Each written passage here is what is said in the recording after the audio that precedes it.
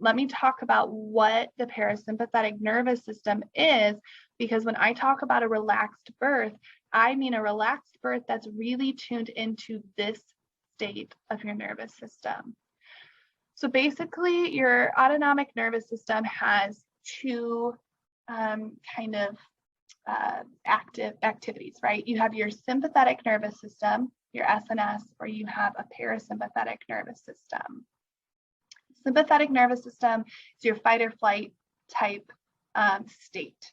And that state is truly what most of us operate on like kind of a chronic level. We almost always operate out of a heightened awareness of what's going on around us. Is there ever a danger? Is there any perceived dangers? Am I stressed? That type of thing. Your heart rate is increased. Your breath is increased. You can have more troubles with regulating blood sugar, things like that, when you're operating out of the sympathetic nervous system. But again, that's what most of us live our life operating out of.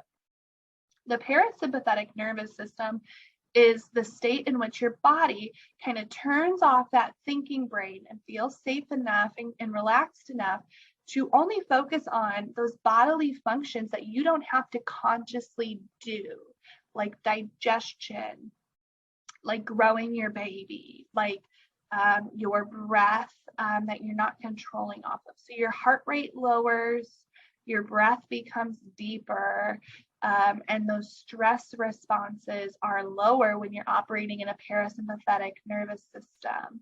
And so we need to learn how to practice tapping into that, because that's where that full body tension release comes from that we want to get into in birth. So it's controlled by something called the vagus nerve. And we just talked about that. The vagus nerve. This is the longest cranial nerve in your body. It starts at the base of your brain and travels all the way down your body, basically. And vagus in Latin is wanderer. And that's exactly what this nerve does. It wanders throughout your body and touches pretty much every major organ.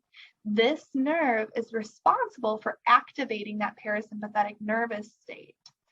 There's your vagal tone. If you think of it like a muscle, right? It's a nerve, it's not a muscle, but stay with me. If you think of a muscle and your muscle tone, how do you tone your muscles?